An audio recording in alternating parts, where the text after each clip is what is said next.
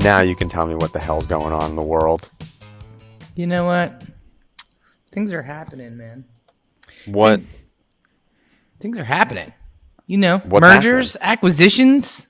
Did What I else get is bought? new? Did Heartcast get bought? We all get bought? I know. I'm like, buy us, please. No, it's been another crazy week in the podcast world, man. Stuff is happening.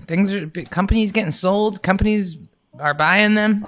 Lay it on me. What's happening? Well, I feel What's happening in the real world? Well, wasn't there like didn't Libsyn buy 2 things this week, or was it just Glow? I just saw the Glow thing, but I'm not tuned into the pulse of the podcasting industry like you are, Molly. Oh. Wow. Tell us how it is, Molly. What's happening? All right. Well, it doesn't say how much. Okay, yes, it does. Okay, so Libsyn bought Glow for $1.2 million. Like the Netflix show? No, that's what I said. I was like, the ladies of wrestling? No, so it's an $800,000 upfront and $400,000 over time. And so Glow is it's kind of like Patreon for podcasting. It like helps podcasters get money from their fans in a way that's seamless and easy. And it seems like a good company. They have 75,000 podcasts on their platform. And it's a lower number than I thought, but it just really got me thinking about like regulation and centralization of.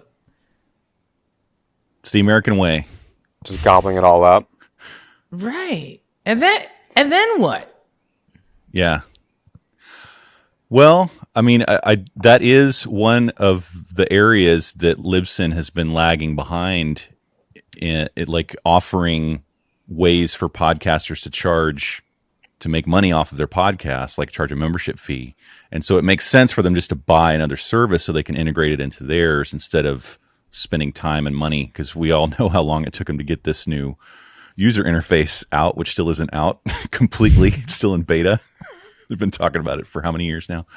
So sorry, Libsyn. Yeah. I like to give you crap about that, but it's a big deal. Well, I was trying. She was trying to come in a different angle, and Marcus was like, no. But it makes sense for them to purchase this service because they need that as a part of their platform because everybody else has it and they don't. So okay, well, so kudos to them for buying. Maybe somehow this is a good thing. Maybe it's like a distribution of services and a great partnership. And, a $1.2 million isn't crazy.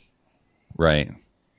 I mean, actually, especially it feels for the podcasting space. It feels a little low, actually, right? Compared to some of these acquisitions that we've seen over the last, 18 months of, Spotify spending $100 billion. You can quote me on that. But, it just really got me thinking about, like, where does this stop, right? And where's the regulation, right? Like, it reminds me of Clear Channel, right? And, like, how Clear Channel owns, like, 95% of billboards in America. And Live Nation and... Yeah.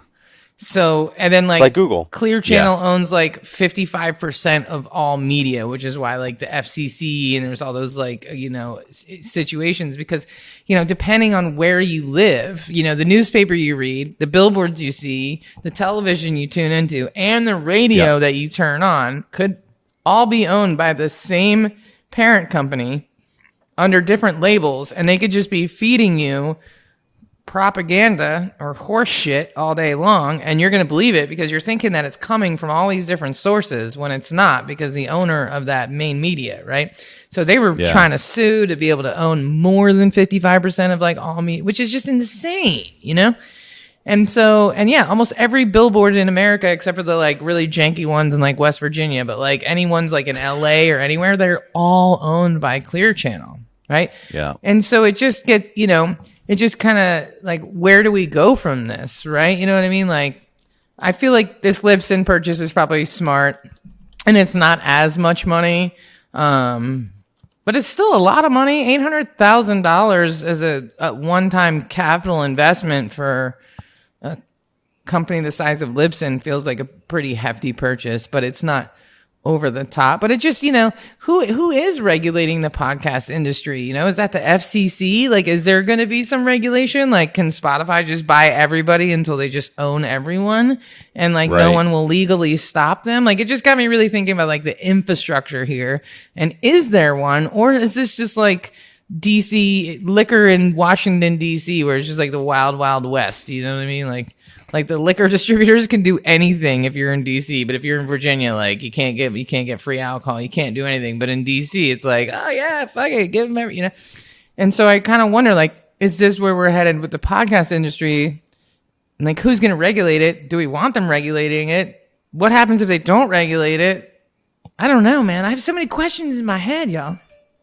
My mind still goes towards like we talked about it before, but just like how as a business that wants to advertise on this, like it's too disjointed for me to find a way to get involved economically, like without like I could pick one or two or a couple podcasts potentially to advertise on, but like at scale across a category, it's damn near impossible unless there is one or a few or a couple like platforms that connect all of them in some meaningful way, which is interesting to think about. Like, you don't want it to be, if it's all one, then yeah, they can just do whatever the hell they want. You have this scary monopoly situation where they could just bury or not, and that's kind of the beauty of podcasting.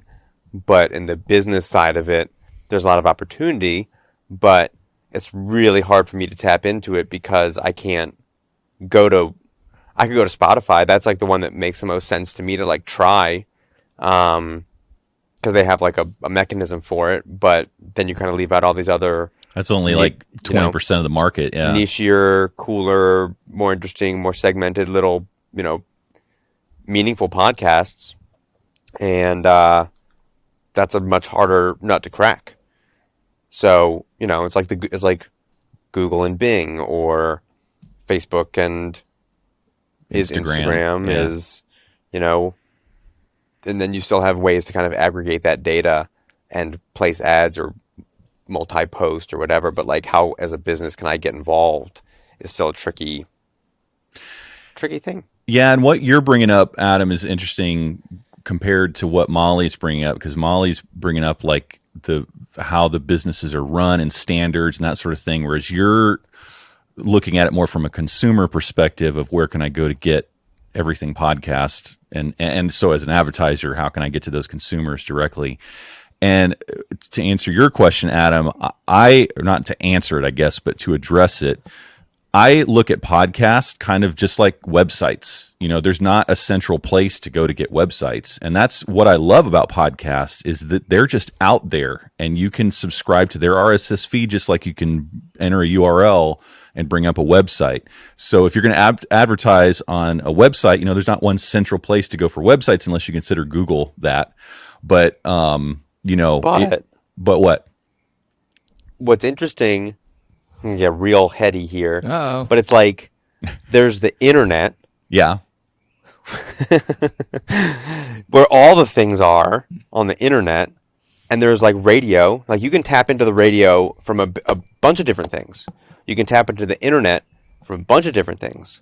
But to tap into the podcasts, you're kind of in these different pockets. You know what? This is actually bringing up a problem, I feel like, with the podcasting industry. As me as a website person, and Molly, you can probably relate to this too, since you help people build their websites as well, that people are looking as podcasting like a media outlet, like a TV or network or broadcasting platform.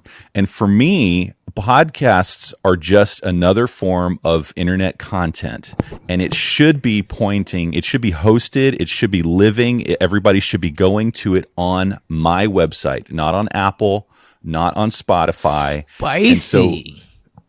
So that's the biggest mistake I see podcasters do, is they will share a link on Twitter or whatever to their Apple link on and so what happens to the people that don't use Apple Podcasts? So I feel like and you're losing out on all of the SEO linking to your website. You're giving it to Apple.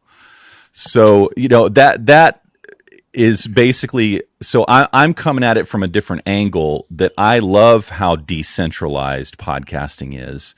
The trade-off is, though, to Molly's point, that when it comes to the businesses that are trying to monetize, make money off of this, it can become the Wild West, and a lot of people can end up being taken advantage of with monopolizing and monopsonizing, as Comcast does in my area here, with where there's just one company doing all this stuff, TV and internet and everything. So it's a complicated issue. Yeah, both sides of the coin. Interesting. Yeah. But as an advertiser and consumer, I can understand, like, if you're not used, they do live in the apps. If I'm going to listen to a podcast, I'm going to go to my podcast app. I'm not going to do a Google search necessarily. Yeah. Well, and like the whole thing about going to Apple, like it's super classist, like super classist, right? Like in Costa Rica, they're like, what's a podcast? Like they have no idea, which is like strangely refreshing. Like I'm so happy that you don't know.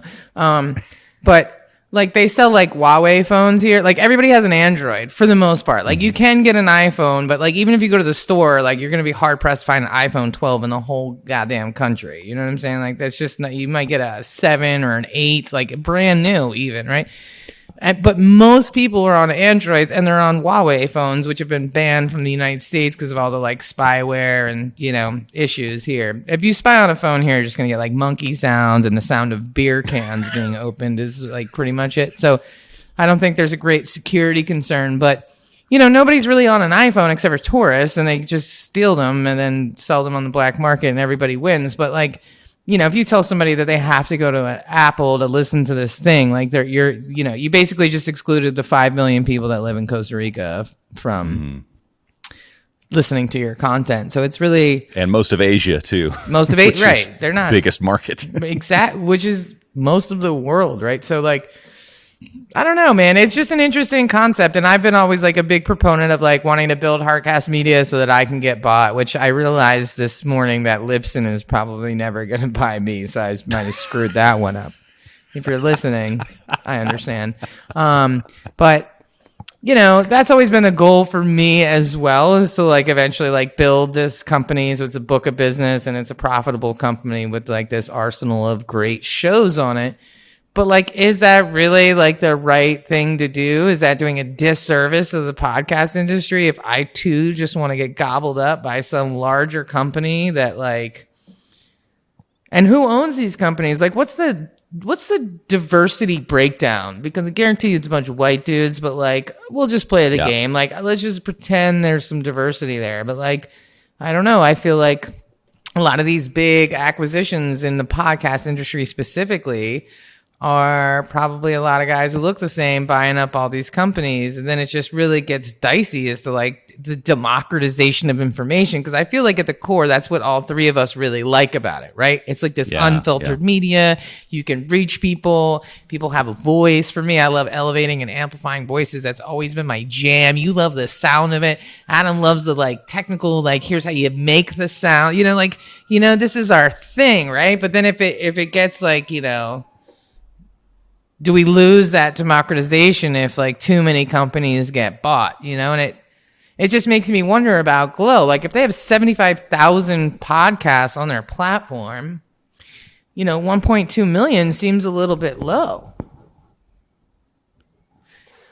It does seem low. I didn't know they had that many on that platform. And I mean, they're not producing it. They're just like, but whatever. It's still 75,000 content creators. Yeah. Yeah. And, the other thing that came out this past week was the number of podcasts there are, and then Amplify Media actually talking about how 36% of podcasts have 10 or more episodes. So, 72,000. So all podcasts, it's like close to 2 million supposedly, but a big percentage of them only have one episode because thanks Anchor. Yeah. Thanks Anchor. Yeah, we haven't talked shit about Anchor in a while. Anchor. But still, even with that 36% of 2 million, 72%, I guess, Well, hold on. it's do some math. significant. It's nothing to sneeze They at. should define podcast as you have to hit a certain number to be considered a podcast. Otherwise, you were just a social media post. Right. I did have a client say, "Hey, can we record a podcast?" And it was a one-off audio interview. She didn't want to start a podcast. She just wanted to record an interview. I'm like, okay. And I had to tell everybody before we recorded, this is not a podcast. Please don't call this a podcast. This is an interview. Okay. Because there's not going to be an RSS feed involved. You're going to put a video out on YouTube. That's it. Don't call it a comeback. Okay. So 36% of 2 million is 720,000. Yeah. How many people are there in the world? I don't know. Still feels a little low. But it really is interesting, right? Because people are like, isn't it oversaturated? Didn't we already miss the bubble? And I'm like, I don't know, man. Like, how many episodes are there? You know what I mean? How many blogs are there? I think there's like 9 million blogs in the world. Right. Like, that's still way higher. And technically, a podcast is an audio blog because a blog is an RSS feed. And they both use same RSS technology. They should call them blogcasts. Blogcast. There you go. Let's start it. You heard it here first, people. Start it over. We're changing the name. Let's just blow it up and start fresh. The iPad or the iPod pretty much is no more. That's right. Blogcast.com. Adam's buying the domain right now. .com. I mean, you could sell it to Libsyn for a few bucks. Nothing else. Okay, Blogcast does exist. Blogcasts. It's such a weird word to say. Like you want to say it slowly. We are not first to the Blogcast Son of train. Let me tell you. Oh well. Let me tell I've you. never been first for anything in my life. Damn. I thought we were onto something there. I love how you immediately searched for it, Adam. You're like, speaking of buying things. Blogcast. How many domains do you have registered, Adam? Too many. Yeah, me too. Blogcast. I was good. That was good. Well, good. And then it also gets me thinking about was that a good move for Glow or any of these companies, right? Because you look at Joe Rogan, right, and they're deleting more of his episodes and everybody's freaking out. Well, nobody's really freaking out. They're just writing about it in Pod News. But the point is, well, they bought him, but I wonder what they get out of it, because it's not like every acquisition doesn't mean it's just like a gobble and like you're mine. It's not like Joe Rogan, going exclusively to Spotify. Like that's he's got money, but like they own the content, I guess, or they control the content. What is Libsyn going to do with Glow? Because it could be really cool, and the people that created Glow could be like, yo, now we get 1 million people on Glow, and we can monetize all of them, and we get a little, they get a cut of it, or whatever. There's got to be some interesting play in it. Or they just own them outright and just technology, cash out. How many podcasts are hosted on Libsyn? I feel like we could... Got to be more than 72,000.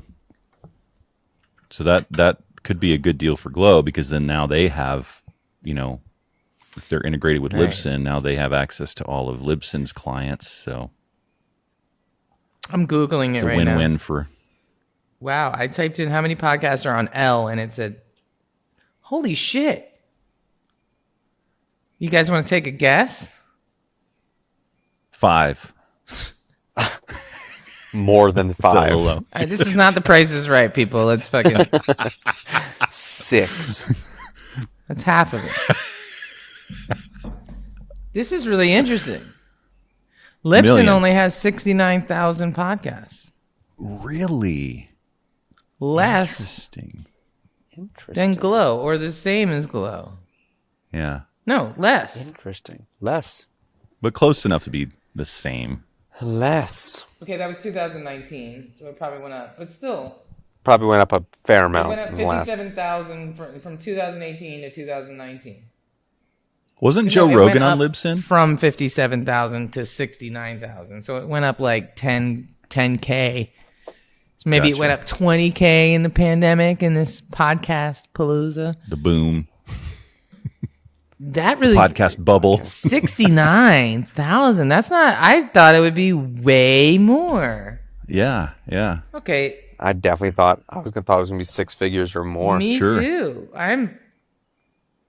But I wonder how that compares to other hosting companies too. So what is what is the number one hosting company? I always thought it was Libsyn. I Probably think Anchor now at this point. I think it's Podbean and then also Buzzsprout. Buzzsprout's Podbean. killing it. Oh, yeah. But Podbean is the OG. Like, I started a podcast for Mama Dank, like 15 years ago, and I used Podbean. Right. Or 10 years. It was a long time ago. So Podbean is the OG, I feel like. I think Libsyn's been around a long time as too, but like Libsyn feels more like, even the name is definitely more like nerdier tech speak. Podbean is like, I don't even know where they got that name, frankly, but We need to come up with like we use a product called ShipStation to do all of like our shipping for all of our websites. There needs to be like the central one that ties into all of them. That I can get all the data from and point people to the different, like, there needs to be the one. Build it. Build it and they shall come. Call it blog Blogcast. Blogsyn. Blogs. Blogbean. Libcast. Libcast. I do like the full name, liberated syndication. I do. I think that's cool. I'm 'cause here for that, That too. denotes that independence and the democratization of, the getting your content out there. Yeah. It's a cool name. I do like it too. I'll give them that. Yeah. Every time I go to type it in, I'm like, liberated, because I always want to put LYB. Yeah. Instead of SYN. Yeah, I don't know, guys. It's an interesting time. And then like Audio Boom just came out, and they posted their revenues, and they took a $1.7 million loss on $26.8 million worth of revenue. How does that happen?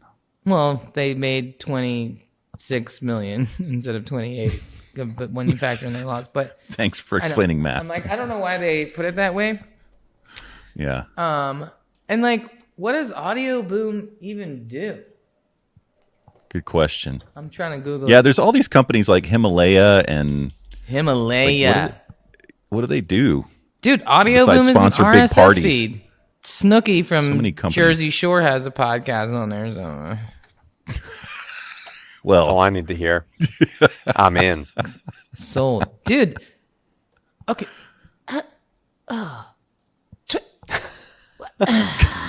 26 fucking $million, guys. Why don't we own a RSS Matt, feed take company? that segment right there. Roll that on social media. That one segment right there.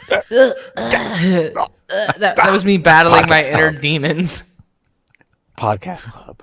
Tune in this week. Dude. I want that to be the ad on social That's media. right. Take a note, Matt. Send it to John. Put my Oompa Loompa face on the fucking big screen.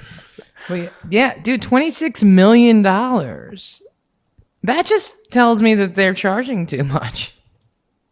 What's 26 million? So that makes the Glow thing seem like a huge, bargain basement deal. it does. Okay, so Audio Boom, which is just they have podcasts on their they're just an RSS host. It's like distribute your content, host, distribute, and monetize your audio. So it's just So it's another hosting It's service. just another hosting service, and they made $26 million last year.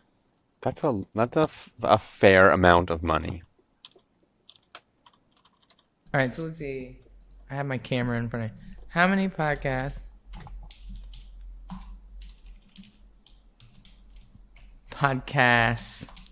Oh yeah, Snooki, front and center. She's up there. And what are the first two? Right? What are the other three on there? Never heard of them. Morbid, true crime, case files. Of course. Adam knows them. I'm in. Do you want to die? Or just watch a show about other Murder. people dying? Murder and investigating murder. Murder. That's the most popular podcasting category. 99% of podcasts are true crime. Motherfucker. Okay, pardon my French. A year ago, podcast producer,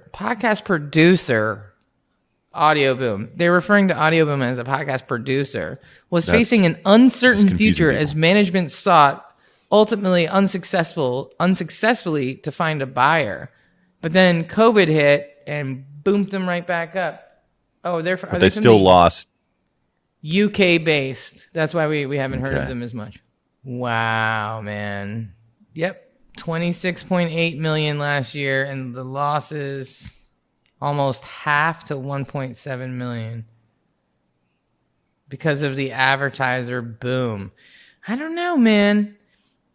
I don't know. That's a lot of money to make on like hosting people's podcasts. Although it refers to them as audio podcast producer, so that makes me think that they're producing some of those bigger shows on the platform. Maybe They have originals, and then they got that network. Sookie OG. Who doesn't love that? Well, an Acast is from Europe too, not from UK. I don't think, but I should know this because I have a couple shows hosted on there. I don't think you guys can hear it yet, but Lily is like over here making noise at me again. What's so strange about this is like I'm in meetings all day and she doesn't do this, but whenever it's like us, she's like, I'm dying. She's just looking at me and making all these little whimpering sounds. I'm like, I just took you out. You have food. She doesn't want you talking to us. I think she's like, enough about podcasts, goddammit. I'm Right. sick of you talking about fucking podcasts. That's relevant, you know? Yeah, I don't know, man. It's an interesting time. Like, I think it's great. I think that there are good that there's options for people and that there's, but it just really makes me wonder about like long term and then who's going to get squeezed out, naturally or unnaturally, and what does that really mean? And maybe the future of podcasting isn't about getting bought. Maybe it's just about creating good content and not worrying about some $50 million payoff from Spotify. I mean, don't rule me out, Spotify, but I'm just saying. But, like, where does it really head? Because then do we, like, corrupt, you know what I mean, what the whole goal of podcasting is in the first place? Do we miss the mark if we get too many of these big buyouts? It's kind of like talking about the Ambies, where it's like... I was just gonna bring up that, right, like, which we talked about last time. Yeah, a little bit. I don't know, man. I don't know. Are you guys gonna tune in on May 16th to the Ambies? Can you tune in to the that a Ambies thing? on May 16th? It's only $99. I'm just kidding. That's not true. I don't. Yeah, I don't know. Well, what about you guys? Anything new on the audio engineering or audio gear front? Anything cool happening? There's always cool stuff happening. What is that? You know what this SM7B? is. You know what that is. It's an SM7B. There's Why? news. Shure and Universal Audio. Marcus's favorite, two of his favorite Look at companies. Marcus's face. It's so cute. Go on. There's sweet new bundles, sweet new plugins available for Universal Audio specifically for the SM7B. What? How have I not heard of this? Available right I'm meow. wondering the same thing. And there's 12 of them. And basically, they're trying to make the El Primo bundle. Universal Audio makes, obviously, right behind Marcus, right there, right over his shoulder. Fantastic. The most fantastic audio interfaces. Really, like, that's it. They are Top of the the line. industry standard. They are the Yeah. top of the line. Yeah, there's fancier, but there's not much reason, and there's plenty beneath them. Like, when you've gotten to Universal Audio, you have arrived. And their plugins are like my second favorite. It is. It But is a lot of people's favorite. real deal studio. Lives inside that little box. You don't need the most ridiculous computer to do it because it handles a lot of the processing for you. Yes. It's super top tier. It is one of the few interfaces that can handle an SM7B on its own. Yes. You do not need a cloud lifter or similar mic activator product to have the SM7B sound as magical as it does. And now they have made it oh so much easier to sound magnificent.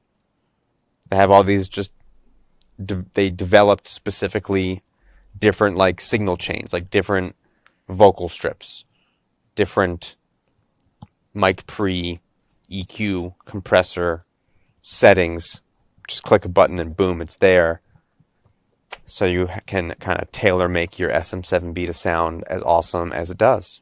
So what's the bundle? And what do you mean there's only 12? So like, look, you could pick out a million trillion different ways to kind of like EQ or do whatever to an SM7B. Like if you wanted to just like do it from scratch and like come up with your own mix for an SM7B, you could do it. But Universal Audio developed 12 different like presets that come with some of like their fancier different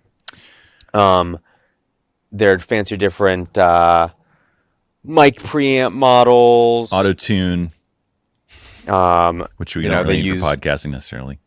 Different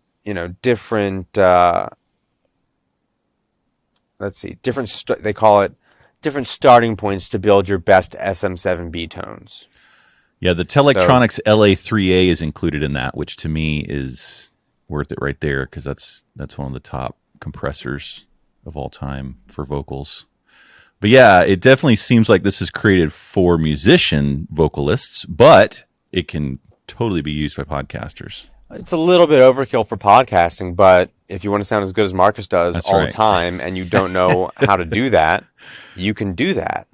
And you'll hear me harp on this a lot, but reliability, they've got great customer support. Their gear is rock solid. Their software rock solid. Works great as long as you don't upgrade your computer too fast. They're still working on now they work. Well, it's working for Big Sur, but there's still some little thing. They're not officially supporting M1 Max, which nobody is except like there's like 2 or 3 companies that are supporting M1 Max now. Yeah. And it works okay, but there's like the output, there's some weirdness going on there for my M1. But that's pretty cool. But anyway. Pretty cool. Yes. So does that work for existing? Can I get it? I already have most of these plugins, I think. Great question. Not sure. Yeah. It's probably just if you buy a new one. I'm sure that's how their stuff usually is because they do these deals all the time. If they'll throw in extra plugins, for just their regular hardware without the mic. But that's awesome that they're partnering up. So what's the but bundle? New life to an SM7B is a welcome thing. Yes, like, it's kind of cool. Yes, So what's the bundle exactly? So they have like I think it's 6 different bundles, for different interfaces. Universal Audio makes a couple different interfaces. The series is all called the Apollo. So they make a series called the Apollo Solo, which is like their most affordable one, which is $490. Well, actually, like world news, like not current world news, but there was a big fire in a chip making factory. Oh, really? That impacted literally everything that has a processing chip in it. Like cars too, right? It literally everything. Like if you need anything that does anything, like refrigerators have processing chips now. anything, it had a chip in it that came from this factory. Yeah. And because there was the fire in that factory, it put burden on other factories. People gobbled up all those. So like there's a major glut and issue of like sourcing. It will continue and persist. This will be bad for some time. So Universal Audio had to raise their prices, so they came out with this series called the Heritage Edition, where it's the same hardware product, but it just comes with more plugins. That was like they're kind of like give and take. They're like, hey, we have to charge more for these. Yeah, but here's some plugins. So at least they were nice about it. They didn't just raise the price. They actually gave pretty good value for what they had to do. Yeah, because their plugins ain't cheap. They're worth the money. And getting the stuff. Yeah, plugins ain't cheap. And just that's a problem. Yeah. But they are able to still produce, and there's still a backlog and stuff like that, but they're able to produce these things. But let's see. The bundles, so like the Solo, now it's called, everything has like an HE after it to kind of denote the Heritage Edition. Okay. So like the least expensive bundle is $10.99, SM7B, the Apollo Solo Heritage, some sweet Shure headphones. Oh. But you'd have like the most killer recording setup. I'd replace that mic cable though. That's not too. Get a Chuck Levins mic cable. You'd make it yourself, and you would braid it and solder it yourself. Right. But good deal. Yeah, I mean, $1,100 isn't bad when you figure it's a $400 or $500 microphone. You're gonna pay for the audio interface. You're getting a pair of headphones and all those plugins. Yeah. Like, Good deal. You got to be prepared to spend a G if you're going the SM7B route, regardless. At least. My hardware that I recommend my clients get costs close to $3,000. Yeah. Well, damn, son. Yeah. So that's a really good deal. I can't. If you want to be if you want professional quality, right? You got to pay. You buy it once the first time, you buy it right, you're going to spend a lot less and be way happier than if you figure your shit out the whole way and buy your cheapy do and then your next medium size and then you just your cheapy do. Just cheapy do. No offense to cheapy doos, but is that domain available? cheapydoos.com. I don't think I want cheapydoos.com. Buy it so no one ever uses it. But that's probably the newest, coolest update in the world of podcast equipment. It's nice to have something fresh to talk about with an SM7B. It's not the same old thing. So, it's good stuff. Bravo, Shure, and Universal Audio for partnering together and making something fantastic. Adding value. I love partnerships between companies that I love. It's good. Yeah. What about you? I've got one particular upgrade to my setup that is definitely not for most podcasters. It's not. As you can see, like I've tweaked some stuff. If you go back and look at some of the other videos, I've moved some things around, cleaned up my cable rat's nest back there. Oh, thank God, because that was really stressing me out, quite frankly. Well, my poor wife, whose desk is behind mine, was having to deal with like the poop of cable coming out the back of my desk. It's just kind of like a waterfall of cables, so I cleaned all that up so she doesn't have to look at it. But I got from my friend Adam, he was kind enough to send me a Console 1 fader, which is this wonderful control surface. It's by Softtube. Ooh, and look, I just touched the fader and it brought up my heads-up display here. I already had this guy, which is the Console 1, which is the first piece, but it's my analog controller for my digital plugins that Softtube makes. And the fader is their newer thing that allows me to do the mixing on it and solo inputs and do all kinds of stuff. It's really just having it for 4 days of work. It's already sped up my workflow. I love it. There's two more products. I guess it depends on how hardcore you want to go into it. But we talked a lot about the Blackmagic, the video switchers. Yes. They came out with not this week, but recently. There's now insane, much larger ones. Yes, much larger ones. ATEM Mini Extreme and Extreme ISO, which I thought were April Fool's jokes when I saw them. Because it just looks like one of those things where they took it and they just made it this much bigger and threw a million buttons on it and said, here we go, Yeah. Extreme version. It's but it's still the Mini? It's real. It's real. It's real. No, it's not Mini. It's the Mini's like this. This is the Mini right and here. This is more like yeah, but you said it's the Mini Extreme. Like, why not just call it the Macro? They have a line. Their ATEM line is like, it started off with these rack mount, like professional broadcasts. It costs $3,500 or whatever. And so this is $600. There we go. And so you got your Minis, you got your Extremes. So it's not the Mini Extreme. It's just the Extreme. A Mini Extreme. It is Mini Extreme. And then Mini Extreme ISO. It reminds me of the like putting these model numbers into my system was a real P in the A. It's like Mountain Dew when they're like, what was that whole like Extreme? But if you're really into the video side of this and you're gonna try and take it up 12 notches, there you go. That's a lot of cameras you can connect to that. It's way more than I would need. This is a lot of cameras. This is perfect for me and for most live streamers I know, the ATEM Mini Pro. So that's more like TV, mini TV studio, live events. Right. Probably heating back up again. Yeah. Trying to do something a little wild. A lot of cameras, a lot of recording. Yeah. How do you? But no. How do you guys feel about life right now? Do you guys feel like things are starting to change a little bit more, like getting back to normal a little bit? Adam, are you seeing more people in your store? Like, what? Are you getting more rentals? Like, what's happening? I am very torn. I'm double jabbed. I I still feel weird about it. Like, so in Marcus's backyard, there's the big music conference, Summer NAMM, and they are doing it. They are full bore. We're having the conference. And when That's is in it June, supposed right? to happen? June? End of June, I think. End of June. Yeah, that's a little tight. Seems like I was out. I mean, people are out. Yeah. People are ready. I will tell you, the whole like live sound world was completely dormant for a complete calendar year, and now everybody's like, "Oh, wow, let's go!" Concerts every night. Crazy train out here. Yeah. It is bonkers, but it comes back. I think just a lot about like the logistics of it. It's the same. It's all going to get smacked in the face by this whole chip thing and the boats and the shortages and the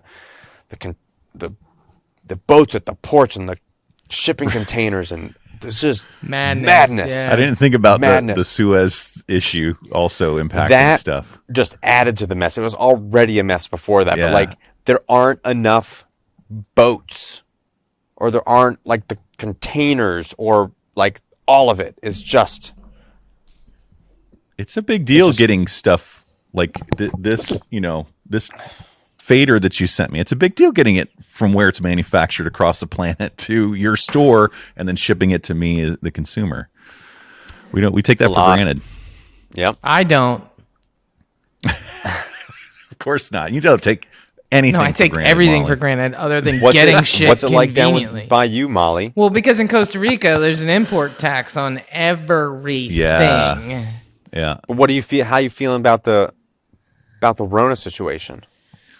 You know, I live in this weird bubble now, in this like environment where most people, I don't know, Costa Rica has handled it totally different. Anywhere you go, there's a makeshift sink in front of the store, and there's people taking your temperature, and not all the places, but a lot of them.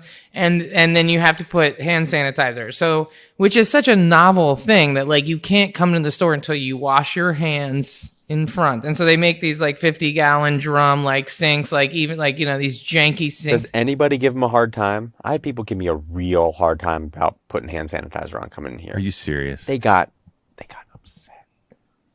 You should be like, it's cool, lifetime ban. Get the fuck out. That's what I would have done. That's why I'm not a business owner that deals with public, because I would not. That's right, I'm me either. nowhere near as nice as you, especially in that situation. But it's just interesting here because the numbers are so much lower here, and they're really like centralized around like San Jose and like the bigger areas. They really didn't hit the beach community as much. In fact, only like gringos and tourists are bringing COVID here at this point.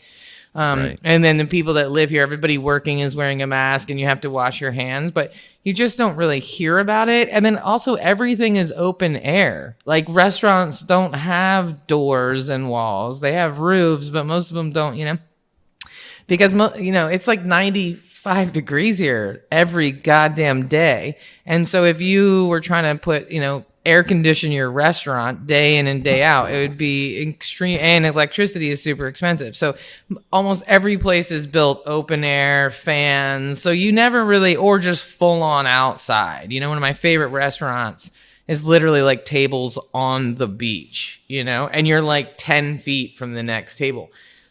So you don't feel that same anxiety and weirdness here, so it's definitely a little different.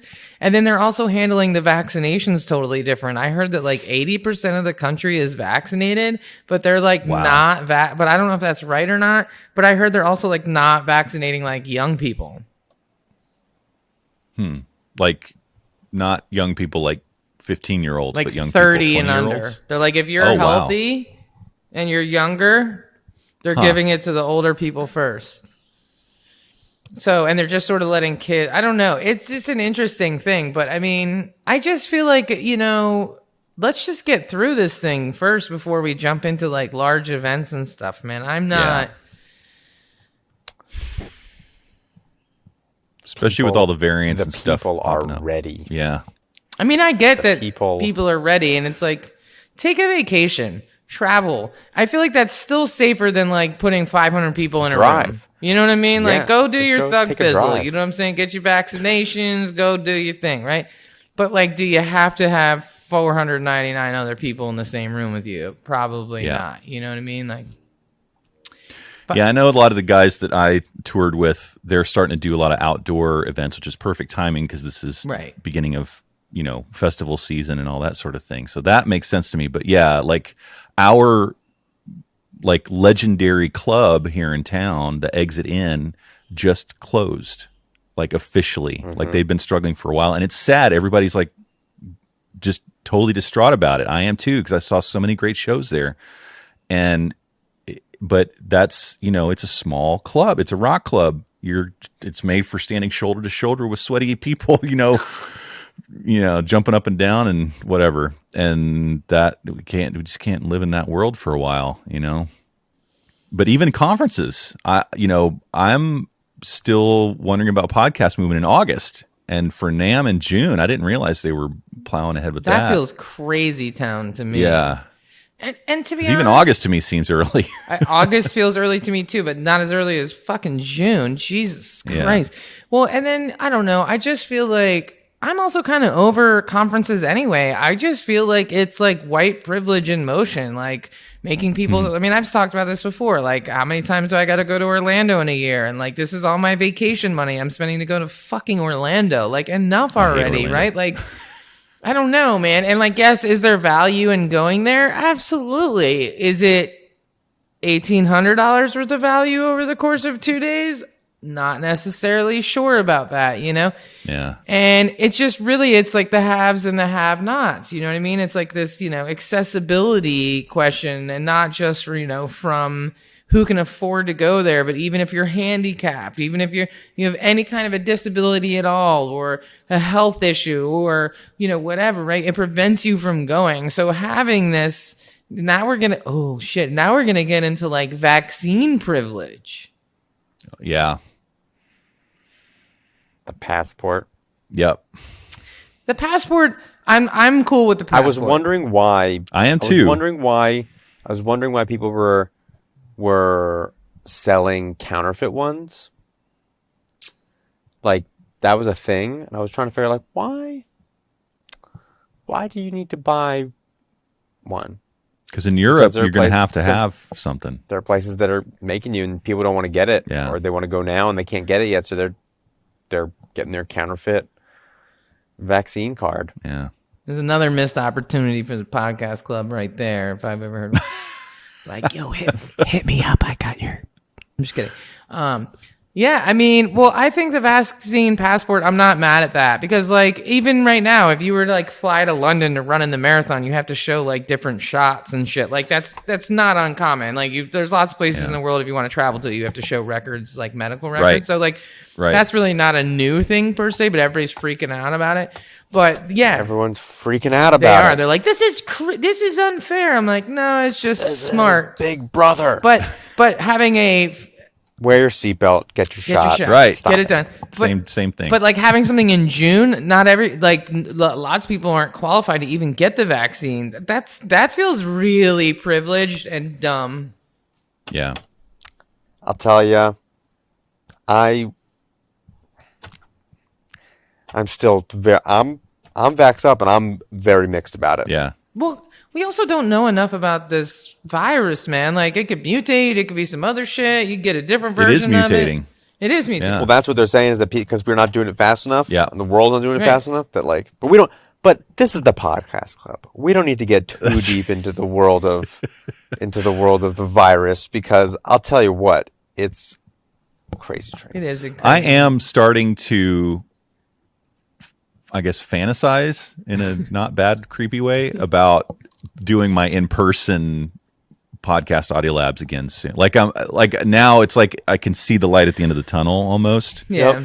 And so I'm starting to think about, okay, I need to start thinking about it, because I only did one in person February of right before everything hit, and now I've been doing stuff online. And you do workshops there at Chuck Levin's, right, Adam? I don't do anything that makes people come in mass anymore, but you used to. I did. Oh yeah. We used to put 100 people in our clinic room and do a thing. Yeah. And I'd obviously do like limited thing and spread out, and and that's the thing. Like I use these headphone preamps so everybody can really hear what's going on, and I've got to get a bunch of extension cables, and if they want to change the volume, they got to get up and go to the table next to them. You have to raise their hand. They're like, "Can I get another dB?" Right. Well, that's how it was for me as a monitor engineer on stage. Like all the band would have to, hey, right, kick drum up, Yeah. Anyway, I don't know. This is definitely a really interesting topic for sure. I think that it's really important for people to congregate again, and I think there's value to these types of events, but June feels really early, and I don't know. I feel like these conventions are kind of wasteful. Like I went to Food Expo West, which is like the largest food convention. It's in Anaheim, and the Anaheim Convention Center, I don't know if you've ever been. It is. Oh man. That's where NAM is. Yeah, that's where Winter NAM is. It's like insane. You're going to walk 20 miles a day. I mean, I've never seen anything like it. And to go to that and to see all these food brands, and they have these footprints, with these giant hanging trusses. And Oh, it's a racket. I mean, Yeah. millions upon millions of dollars are spent for this. Vita Coco has a fake beach, and fucking, they're all there and they're handing shit out. But for who and for what? And it creates so much waste, and so much food gets thrown away. All those samples that they don't give away, the fucking, the hummus, the Sabra hummus packs with the pretzels on top. I mean, so much waste, so much trash. And if you're a food brand, you got to go, because that's the only way that Whole Foods, you're going to get that. But why does Whole Foods need to see you in fucking Anaheim to know? You know what I mean? Like, I just feel like the system is broken, and I feel like it's such a music festivals too. That's why like Leave No Trace and like Heady Vibes or Clean Vibe, whatever, where they're all about like making music festivals like less impactful on the environment, and like I think that stuff really matters. I think we have to really look at the way that we've been doing things, and I just don't think it makes sense anymore. I mean, how much money is like Chuck Levins has to spend to fly people there, send the trade show booth? I mean, it's just a lot of money, and so I don't know. I think it's time to rethink it. And I think the podcast industry is new enough that I think more localized conventions that are more affordable, even if they're like tuning, you go to the Hilton near you, and everybody in that area goes there, and they're streaming,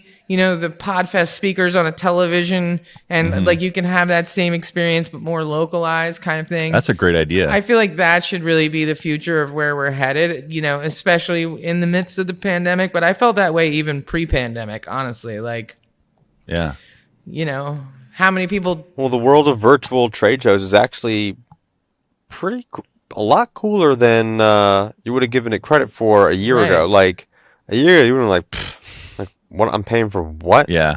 And now you're like, yeah, if this is done really well, I'll pay for that. Like, there are some good platforms out there, and you can get some pretty good interaction. Like, it's pretty cool on being on both sides of it. Like, you can kind of find what you want.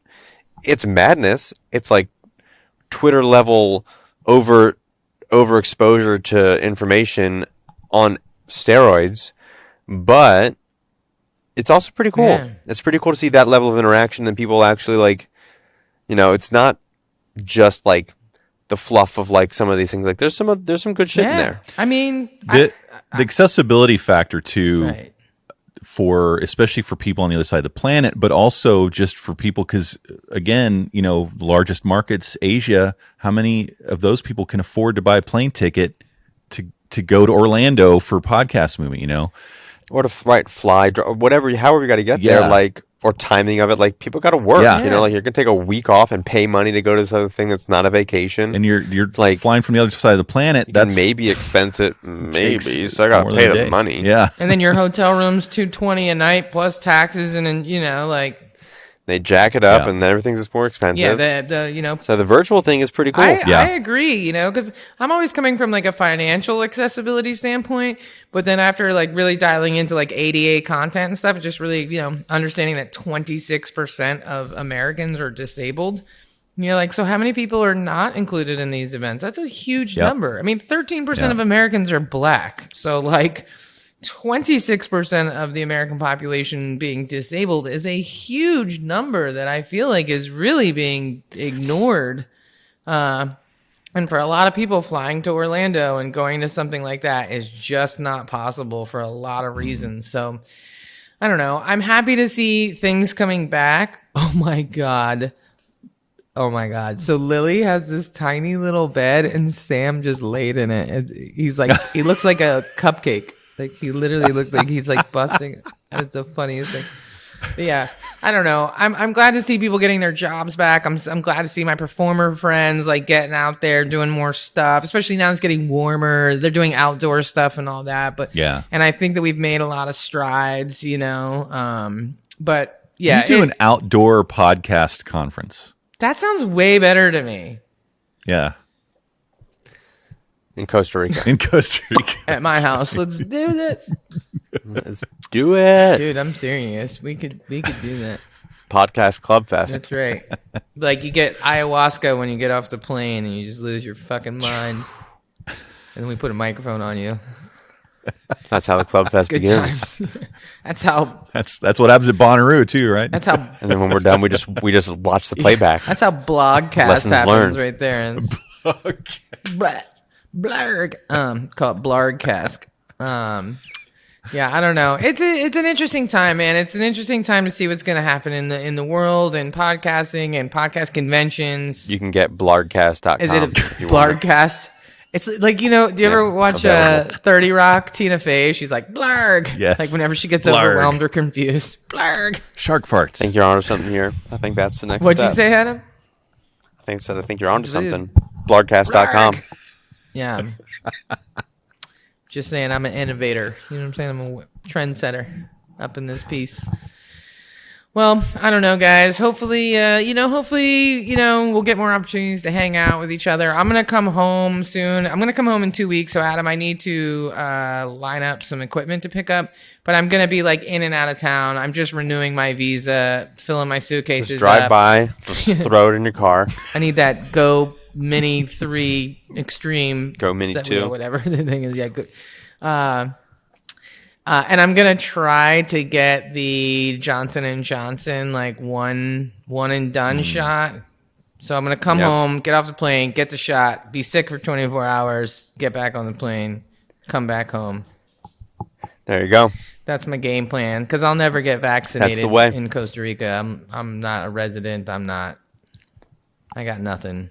Yeah, get one and done. One and done. So, but Did you have any side effects, Adam? From the vaccine? Yeah, day 2 was rough. Really? Doable. I haven't had any so far, but I got the Pfizer. First one, I was like, oh, Superman. Second one, I was like, I'm going to feel fine. I haven't had the second one He yet. was like, no, you're not. And then I was fine that first day, and the second day, I was not happy. And that night, I was very not happy. But like, manageable not happy. Right. I didn't have COVID. Yeah, there could be worse. So, Yes. worth it. Well, and you got to have more peace Get of it. mind now too, just because you're in such a public-facing environment. Like, dude, Yes. I definitely do, but I still have, when I went out into, downtown area over the weekend, and I was like, there's still a lot of people near me. Oh, man. And I don't know how I feel about this just yet. Yeah. And I'm like in the core of like, you're going to be totally fine, people. And I'm still like, I just don't want to deal with it right now. Yeah. We'll get there. we all have to learn how to. I'm still in my bubble. Yeah, we here. also have to learn how to socialize again and not be weirdos and with your friends. We got a lot of PTSD from this collectively. It's going to be real weird for a while. Sure. It's going to be like that guy at the fish show who ate too many acid and like no one can look him in the eye. Like that's what we're all going to be like for like at least 9 months. Not speaking from experience, of course, but just saying. And on that note, we're out. We're out. We'll catch you Roll next time. the tape. Yeah. Well, no, for real. I think that's a good note to end on. But I do hope that business is picking up for both of you, and I do look forward to like being able to hang out and give you guys hugs. I'm gonna come by and give you a hug anyway, Adam, because Swing by Nashville. I'm vaxxed. hey, man, on your way Come back. on. I'm not, but I can just like look the other way and wear a mask. Right, look out the airplane, wave. I'll like cover myself in whatever. Yep. Tequila. It's alcohol. Pina Sanitizer. coladas. Yeah, man. It works. All right, guys. Well, as always, it's a pleasure. I'm kind of glad we talked about some stuff that wasn't podcasting a little bit. You know, I think it's important. I think people look to us and are curious. You know, all 17 of our listeners are very curious as to what is going Listen on. up, you crazy That's right. people. We love you wherever you may be. And yeah, man. So it's always nice to see both of you. And I'm looking forward to next week. I think we have some good guests coming up. We'll get some more people on the show. We got some fun stuff happening. And I'm definitely looking forward to seeing you in person, Adam, sooner than later. So, and Marcus will probably be in Orlando at one point, Right. being like, God damn it. Didn't we talk about this? But until then, I wish you both the best, and I'm glad to see things are improving. Good to see you guys too. We'll catch you next week, party people.